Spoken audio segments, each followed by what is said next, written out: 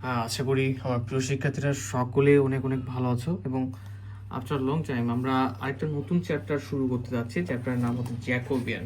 খুবই সহজ একটা চ্যাপ্টার, জ্যাকোবিয়ান। ওকে, তো জ্যাকোবিয়ান চ্যাপ্টার শুরু করার আগে বলি, যারা আমাদের হয়তো অনেকেই ফ্রি ক্লাস করে থাকো বা অন্যান্য সাবজেক্টে ভর্তি হতে চাও, তারা 01767351308 নাম্বার হোয়াটসঅ্যাপে নক দিয়ে মাত্র 410 টাকা পেইড করে তোমরা এই পেইড কোর্সগুলোতে আমাদের এনরোল করতে পারবা।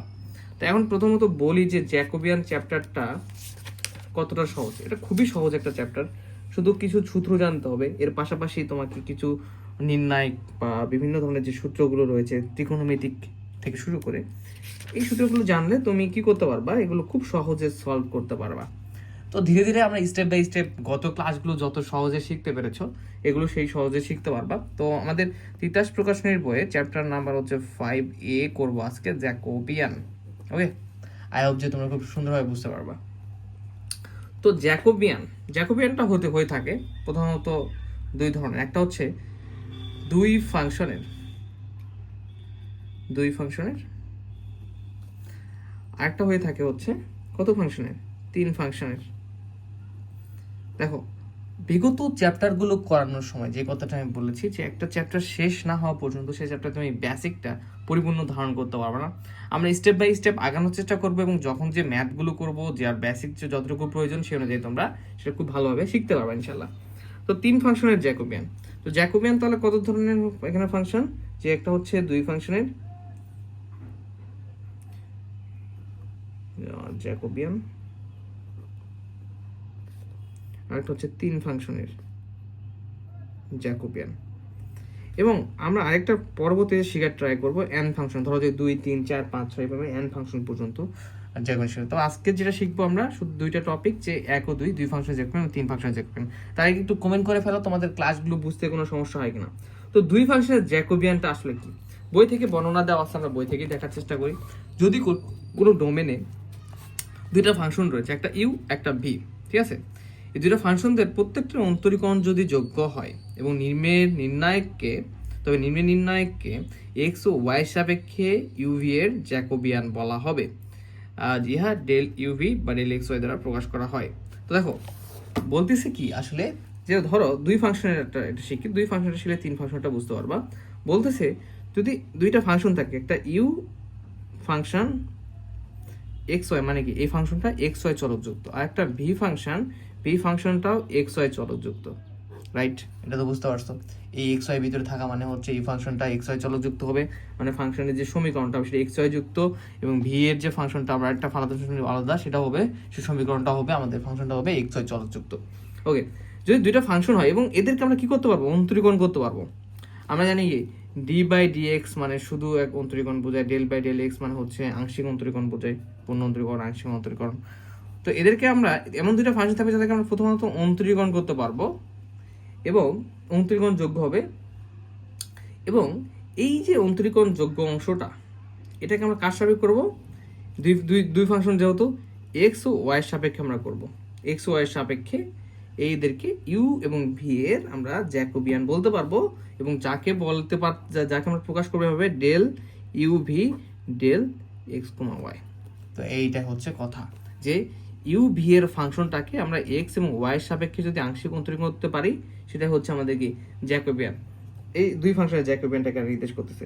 তো এটাকে কি দ্বারা প্রকাশ করা হয়, দেখো এই del U comma V del X ও ওয়াই কে আমরা সূত্র অনুযায়ী লিখতে পারবো যে del you del x del you del Y del V del x del V del Y. ব্যাপারটা কত সহজ দেখো, যে এখানে এক্স এর সাপেক্ষে একবার ইউকে, ওয়াই এর সাপেক্ষে ইউকে, এরপর এক্স এর সাপেক্ষে একবার ভি কে, দ্বিতীয় নম্বর যে আমাদের ফাংশন রয়েছে ইউকে একবার এক্স এর সাপেক্ষে, ওয়াই এর সাপেক্ষে, এই এক্স ওয়াই সাপেক্ষে, ভি কে একবার এক্স এর সাপেক্ষে, ওয়াই সাপেক্ষে, শেষ। এটা হচ্ছে আমাদের জ্যাকোবিয়ানের সূত্র। তো অনেক সময় জ্যাকোবিয়ানের এই আকারটাকে কিভাবে প্রকাশ করা যেতে পারে, অনেক সময় জে ইউ ভি দ্বারা প্রকাশ করা যায়, যেটা সূত্রটাই সেম হবে। অনেক সময় শুধু এভাবে প্রকাশ করে U by V comma V x Y. So ঘাবড়ানোর প্রয়োজন নাই, কেউ যদি প্রশ্ন করে তুমি উত্তর দিতে পারবা। ওকে, ফাইন। এখন ঘটনা হচ্ছে আরেকটা, ধরো এখানে মানে এটা বেসিক ব্যাপার, ধরো যে এখানে রয়েছে, যেমন রয়েছে এখানে এক্স এবং ওয়াই দুইটা চলকযুক্ত ফাংশন, তাই না? কিন্তু অনেক সময় দেখা গেল একটা সমীকরণ দেওয়া আছে, তবে সমীকরণটা এরকম x square plus y square. অনেক সময় সমীকরণ দেওয়া আছে, সেক্ষেত্রে তুমি কি করতে পারবা, একে তুমি এক্স এর সাপেক্ষে, এই যে এক্স এর সাপেক্ষে ইউকে একবার ওয়াই এর সাপেক্ষে ইউকে, রাইট, মানে দুইটা ফাংশন যুক্ত চলক, সো আমাদের এক্স এবং ওয়াই সাপেক্ষে ইউকে আমরা অন্তর্ভুক্ত করতে পারবো। কিন্তু ঘটনা হচ্ছে তুমি হঠাৎ করে দেখলা যেখানে শুধু এক্সটা রয়েছে, মানে এই ফাংশন সমীকরণে ওয়াইটা নাই। তাহলে তুমি যখন একে এক্স এর সাপেক্ষে অন্তরীকরণ করবা, এক্স এর সাপেক্ষে এক্সকে অন্তরীকরণ করতে পারবা, কিন্তু যখন ওয়াই এর সাপেক্ষে করতে যাবা তখন ওয়াই এর সাপেক্ষে করলে এখানে জিরো হয়ে যাবে। তো এরা সেটাই বলতেছে, মানে সহজ ভাষায় এরা বলতেছে যে তোমার যদি ইউ ইকুয়াল ইউ এক্স থাকে এবং ভি ইকুয়াল যদি দুইটা সমীকরণ থাকে, এটা বেসিক ব্যাপার, তোমার ম্যাথ করলে বুঝতে পারবা। ভি এর হচ্ছে সমীকরণ এক্স ওয়াই চলক যুক্তই রয়েছে, কিন্তু ইউটা শুধু এক্স যুক্ত, সো ওয়াই এর সাপেক্ষে যতগুলো তুমি অন্তরীকরণ করবে এক্স কে, সেগুলো কি হয়ে যাবে, জিরো হয়ে যাবে, ডেল এক্স ডেল ইউ থাকবে। বাট যখন তুমি ওয়াই এর সাপেক্ষে করতে যাবে এখানে আংশিক অন্তরীকরণ, এখানে এই সমীকরণে তো ইউ যেটা আর কি, সরি একটু mistake, del x del u, u যেটা আর কি, ইউ এ তো আমরা ওয়াই এর সাপেক্ষে করবো, কিন্তু ইউ এ তো ওয়াই এর অংশটা নাই, ওয়াই অংশটা নাই, শুধু এক্স রয়েছে, তার মানে এক্সকে ওয়াই এর সাপেক্ষে অন্তরীকরণ করলে জিরো হয়ে যাবে, সো এর পুরো ভ্যালুটা এখানে জিরো হয়ে যাবে, নিচেরটা থাকবে। তো প্রত্যেকটা ক্ষেত্রে এরকম, যেটার সমীকরণ যার সাপেক্ষে আমরা অন্তরীকরণ করবো সেই চলকটা না থাকলে সেটা কি হয়ে যাবে, সেটা সমীকরণটা অন্তরীকরণটা আমরা জিরো হয়ে যায়, সকলেই জানি, আর নিচেরটা স্ট্যান্ড থাকবে। এটা ক্রিটিক্যাল ওয়েতে নেওয়ার কোনো কারণ নাই, আমরা ধীরে ধীরে বুঝতে পারবো। এই তো গেল দুই ফাংশনের জ্যাকোবিয়ান, আমি বুঝতে পেরেছো, শুধু এই সূত্রটা মনে রাখবে, এখন এই সূত্রের উপরে আমরা কাজ করবো। ওকে, এখন আসি তিন ফাংশনের জ্যাকোবিয়ান। তো এটা আরো সহজ, যারা দুই ফাংশন ইতিমধ্যে শিখে ফেলেছো, তারা তিন ফাংশনের জ্যাকোবিয়ান যারা একটু ট্যালেন্টেড, তারা বুঝতে পেরেছো যে তার মানে তিন ফাংশনের জ্যাকোবিয়ান মানে হচ্ছে আমাদের তিনটা ডোমেন ফাংশন থাকবে। একটা ইউ, ধরো যে ইউ এক্স ওয়াই জেড, মানে তিন ফাংশনের মানে কি, তিনটা চলকযুক্ত সমীকরণ। এবার ভি একটা থাকবে সমীকরণ, এখানকার মধ্যে একটা চলক নাও থাকতে পারে, সমস্যা নাই, কিন্তু হচ্ছে কি সাধারণত তিনটা সমীকরণ থাকবে, ভি এক্স ও ওয়াই জেড, না থাকলে ওটা সাপেক্ষে জিরো হয়ে যাবে। এবং আরেকটা হচ্ছে আমাদের W equal W X Y Z, ঘাবড়ানোর কিছু নাই। এখানে মানে বলে দিছে তোমার আর কি এই ফাংশনের আদর্শ আকারগুলা, যে তিনটা যে আলাদা ফাংশন থাকবে, ঘটনা শেষ, সমীকরণ থাকবে, ফাংশন থাকবে। এতে কি করতে হবে আমাদের, এক্স ওয়াই আগের মতো, এখানে তিনটা সমীকরণ, সো তিনটা ফাংশনের যেহেতু, সো তিনটা চলক দ্বারা এই কিন্তু এক্স ওয়াই জেড এর সাপেক্ষে আমরা কি করবো, অন্তরীকরণ করবো, আংশিক অন্তরীকরণ করবো। সেক্ষেত্রে আমরা বলতে পারবো তিন ফাংশনের জ্যাকোবিয়ান। এটা প্রকাশ করা হবে কি হবে, ডেল ইউ ভি ডাব্লিউ, এটা প্রকাশ করা হবে আমাদের ডেল এক্স ও ওয়াই জেড দ্বারা। ওকে, যে তিন ফাংশনের জ্যাকোবিয়ান দ্বারা অন্তরীকরণটা আমরা আংশিক অন্তরীকরণ করে ফেলবো, এটা হচ্ছে জ্যাকোবিয়ান, তিন ফাংশনের জ্যাকোবিয়ান। সূত্রটা কেমন হবে তাহলে, দেখো ইতিমধ্যে তোমাদের যে বেসিক ব্যাপারগুলো সেগুলো কিন্তু সবাই শিখে ফেলেছো, আই হোপ, আশা করি। সূত্রটা হবে এরকম যে ডেল ইউ, ইউকে একবার এক্স এর সাপেক্ষে, বুঝতে পারতেছো, ইউকে একবার কিসের ওয়াই এর সাপেক্ষে, ইউকে একবার জেড এর সাপেক্ষে, এরপরে ভি আছে, ভিকে একবার এক্স এর সাপেক্ষে, ভিকে একবার ওয়াই এর সাপেক্ষে, ভিকে একবার জেড এর সাপেক্ষে, রাইট। এরপর আংশিক অন্তরীকরণ কার সাপেক্ষে করব, এই যে ভি ডাব্লিউ কে এবার ডাব্লিউ কে একবার এক্স এর সাপেক্ষে, ডাব্লিউ কে একবার হচ্ছে ওয়াই এর সাপেক্ষে, ডাব্লিউ কে একবার জেড এর সাপেক্ষে। কত সহজ তাই না?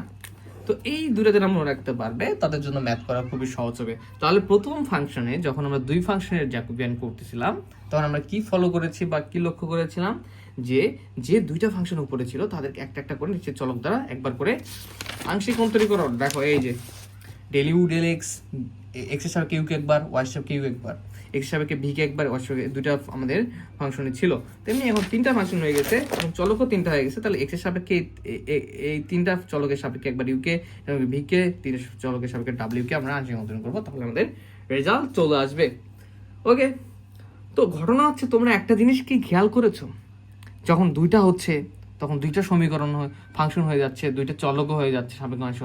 তিনটা যখন হচ্ছে, তিন ফাংশনে যখন জ্যাকোবিয়ান হয়ে যাচ্ছে, এই যে একটু বই থেকে দেখায়, তিন ফাংশনে যখন জ্যাকোবিয়ান হয়ে গেল, তিনটা ফাংশন হচ্ছে এবং হচ্ছে তিনটা চলকের সাপেক্ষে আমরা আংশিক অন্তরীকরণ করতেছি। তো এরকম করে তো চারটা যদি হয় চার ফাংশনের, তাহলে কি হবে বলো তো, চারটা ফাংশন হবে এবং চারটা চলকের সাপেক্ষে আংশিক অন্তরীকরণ, পাঁচটা হলে পাঁচটা এরকম সব ফাংশন থাকবে, সমীকরণ থাকবে পাঁচটা। তো এরা এখন বলতেছে এরকম তো একের পর অধিক এক এক 2 3 4 5 6 7 8 এভাবে তো বৃদ্ধি পেতে থাকবে, রাইট। তো বৃদ্ধি পেতে পেতে ধরো যে 1 2 3 এভাবে কত এনতম পর্যন্ত যদি আমরা বের করে ফেলি, তাহলে আমাদের কি প্রয়োজন পড়বে না, আমার এনতম যদি বের করে ফেলি তাহলে আমাদের প্রয়োজন পড়বে না যে কত তোমার বের করতে হয়। তো সূত্রতে শুধু এনতম জায়গা তুমি যততম দরকার সেই তমটা, 6তম হলে 6 এর জায়গায় শুধু 6 বসে দেবা, 6তম ফাংশনের জন্য জ্যাকোবিয়ানের সূত্রটা চলে আসবে। তো ওরা এভাবে প্রকাশ করছে ব্যাপারটাকে। দেখো আমি এটা খাতায় দেখাবো না, এখান থেকে দেখাচ্ছি। কোনো ডোমেনে u1 u2 এবং un তিনটা ফাংশন রয়েছে এবং তারা যদি আংশিক অন্তরীকরণযোগ্য হয়, এই যে দেখো u1কে আমরা আগের মতো x1 এর x1 u2কে আমরা একবার করতেছি, তিনটা চলক, ঠিক আছে, চলক তিনটা নিচে রাখি x1 সরি আচ্ছা যাই হোক।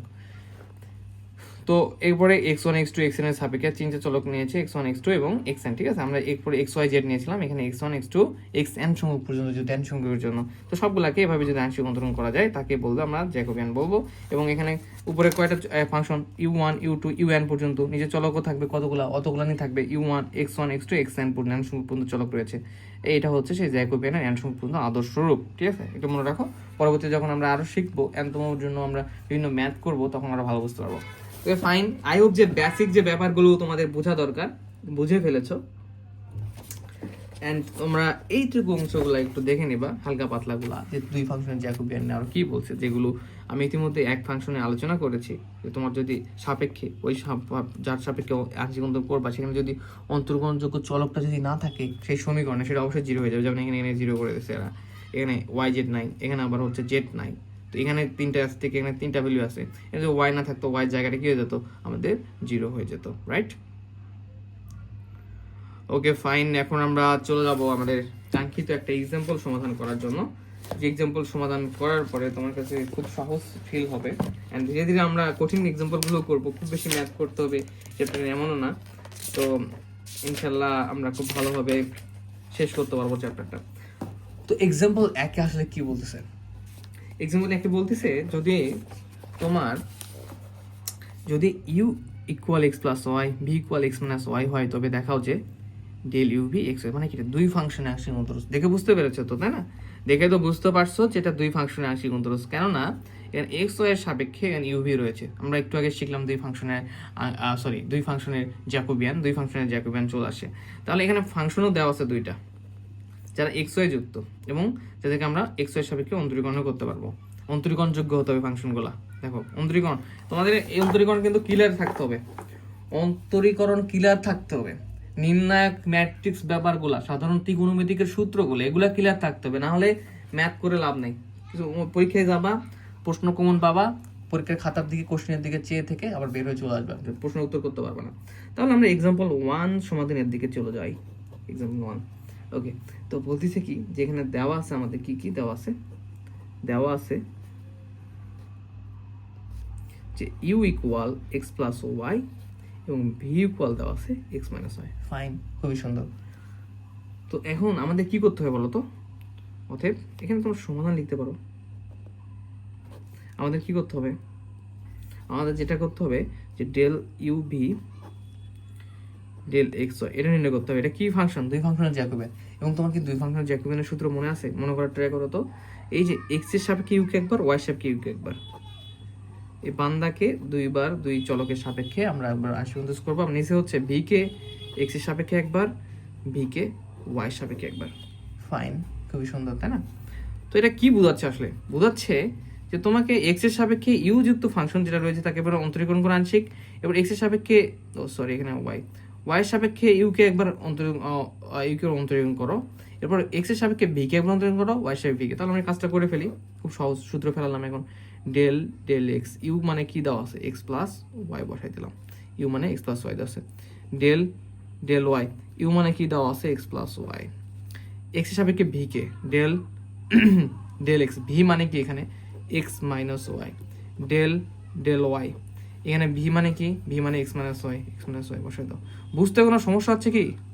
বুঝতে সমস্যা হলে কমেন্ট করবা, আর বুঝতে না সমস্যা হলে কমেন্ট করবা যে ভাইয়া কোনো সমস্যা নাই, খুব সুন্দরভাবে বুঝতে পারতেছি, আপনি কন্টিনিউ করেন। ওকে, ঠিক আছে, আমি কন্টিনিউ করতে থাকবো। ফাইন, দেখো এক্স এর সাপেক্ষে যদি এক্স প্লাস ওয়াই কে অন্তরীকরণ করি, তোমাদের অন্তরীকরণের বেসিক সূত্রগুলো আই হোপ মনে আছে। তো দেখো এক্স এর সাপেক্ষে যদি আমরা এক্স কে অন্তরীকরণ করি তাহলে ব্যাপারটা কিরকম হবে? এক্স এর সাপেক্ষে যদি এক্স কে অন্তরীকরণ করা হয় তাহলে আমরা কি আসে? আমরা সবাই জানি 1 আসে। আমি বিস্তারিত যাচ্ছি না, কারণ আই হোপ তোমাদের অন্তরীকরণের ব্যাপারগুলো ক্লিয়ার।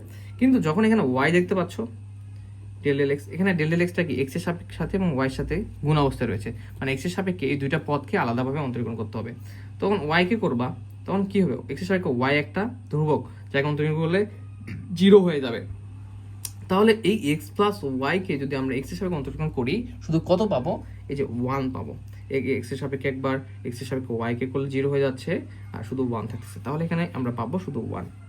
ওয়াইয়ের সাপেক্ষে যখন করবা, ওয়াইয়ের সাপেক্ষে অনুমান করতে গেলে ওয়াইয়ের সাপেক্ষে এখানে দুইটা পদ, একটা এক্স এবং ওয়াই। এক্সের যখন অনুমান করবা 0, ওয়াইয়ের সাপেক্ষে ওয়াইকে অনুমান করলে কি হয়ে যাবে? আমরা সকলে জানি 1 হবে, রাইট? ওকে, ফাইন। এখন এক্স এর সাপেক্ষে এক্স মাইনাস ওয়াইকে অন্তরীকরণ করো। এক্স এর সাপেক্ষে এক্স মাইনাস ওয়াইকে অন্তরীকরণ করলে একবার প্রথমে এক্স কে অন্তরীকরণ করতে হবে। তো এক্স এর সাপেক্ষে এক্স কে অন্তরীকরণ করলে 1, এবং এক্স এর সাপেক্ষে যখন মাইনাস ওয়াইকে অন্তরীকরণ করো, del del x minus y. তো এক্স এর সাপেক্ষে এটা মাইনাস ওয়াইকে ধ্রুবক, এই বান্দা কি হয়ে যাবে? 0 হয়ে যাবে, রাইট? ফাইন, 0 হয়ে যাবে, যার ফলে এখানে শুধু 1 থাকবে। ওয়াই সাপেক্ষে যখন তুমি এখানে অন্তরীকরণ করতে যাবা, ওয়াই সাপেক্ষে এক্স কে অন্তরীকরণ করলে ওয়াই সাপেক্ষে এক্স যুক্ত, যেহেতু ওয়াই যুক্ত কোনো ফাংশন এখানে নেই এই পদে, সো এক্স এর ওয়াই সাপেক্ষে এক্স একটা ধ্রুবক, সো আমরা কি হয়ে যাবে? এটা 0 হয়ে যাবে। এবং এক্স এর সাপেক্ষে যখন আমরা ওয়াই সাপেক্ষে যখন আমরা মাইনাস ওয়াইকে অন্তরীকরণ করবো আবার, তখন কি হয়ে যাবে? দেখো তো, মাইনাস সামনে আসবে, ডিডু ওয়াই ওয়াই, ওয়াই সাপেক্ষে ওয়াইকে অন্তরীকরণ করলে 1 হয়ে যায়, যেটার ভ্যালুটা হচ্ছে আমাদের -1। তাহলে এখানে আমাদের অন্তরীকরণ করলে আসবে -1। এই যে, ফাইন। এখন ওই যে বলছিলাম না যে নির্ণায়কের মান নির্ণয় করা শিখতে হবে তোমাদের। এখন কিভাবে করবো বলো? কর্নার এই দিকে গুণ করতে, রাইট? তাহলে -1 দিয়ে -1কে গুণ করলে কি হয় নির্ণায়কের মানের ক্ষেত্রে? -1। এবার সূত্রের মাইনাস দিতে হবে, দিয়ে আবার এদিক দিয়ে গুণ করতে হবে। এদিকে 1 গুণ 1 করলে 1 ইকুয়াল করতে আসবে -2। ফাইন, খুবই সহজ ছিল। তো বেসিক ব্যাপারগুলো থেকে শিখে শিখে আমরা আপডেটের দিকে যাব, কোনো টেনশনের কারণ নাই, খুব সহজেই তোমরা শেষ করতে পারবা। তো আমার একটা বদ অভ্যাস রয়েছে তোমাদের বেশি বেশি হোমওয়ার্ক দেওয়ার। তো আজকে একটা হোমওয়ার্ক দিয়ে ফেলি যে 3 ফাংশনের, ঘাবড়ানোর কারণ নাই, 3 ফাংশনের যে আমাদের জ্যাকোবিয়ান রয়েছে। এক্সাম্পল 2 এর দিকে তাকাও, এখানে দেখো 3টা ফাংশন রয়েছে এবং জ্যাকোবিয়ান এটা এগুলো 1 আসবে। জ্যাকোবিয়ানের সূত্রটা প্রয়োগ করবা, এই প্রয়োগ করার পরে 3 ফাংশন জ্যাকোবিয়ানের সূত্র উপর 4 সাথে যারা অন্তরীকরণ করে এই ভ্যালুগুলো বসাবা পারবা। এরপরে এখানে তুমি চাইলে নির্ণায়কের মানটা বের করতে পারো, 1 কে একবার 1 রেখে একবার, এই 1 রেখে একবার, নির্ণায়কের যেভাবে মান বের করে সেভাবে বের করে সমাধান করতে পারো, অথবা এরা যে এই নির্ণায়কের কলাম থেকে কলামের বিয়োগ করে যেভাবে করছে এভাবে করতে পারো, সমস্যা নাই। এরা দুইটা শূন্য করে নিচ্ছে, এর কি নির্ণায়কের মানটা বের করাটা সহজ হয়ে গেছে। বা তোমরা 1 কে নিয়ে একবার, 1 কে নিয়ে একবার, 1 কে নিয়ে একবার নির্ণায়কের ভ্যালুটা বের করতে পারো, ঠিক আছে? বেসিক একদম ব্যাপার স্যাপার, না পারলে কমেন্ট করবা, নাহলে আমাকে শোন ভাইকে মেসেজ করবা, হয়তো একটু লেটে রিপ্লাই দেবো, সমস্যা নাই। তো ওকে, নেক্সট ক্লাসে আমরা এক্সাম্পল 2 যদি তোমরা না করতে পারো আমি করে দিব, আর করতে পারলে পরবর্তী এক্সাম্পলগুলোতে চলে যাবো, যেগুলো তোমাদের জন্য আর ওয়েট করতেছে, মজার এক্সাম্পলগুলো, সেগুলো নিয়ে আমরা কাজ করবো। ধন্যবাদ, সবাই ভালো থাকো, হোম টিউটর সাথে থাকো। নেক্সট ক্লাসে আবারও দেখা হবে। আসসালামু আলাইকুম।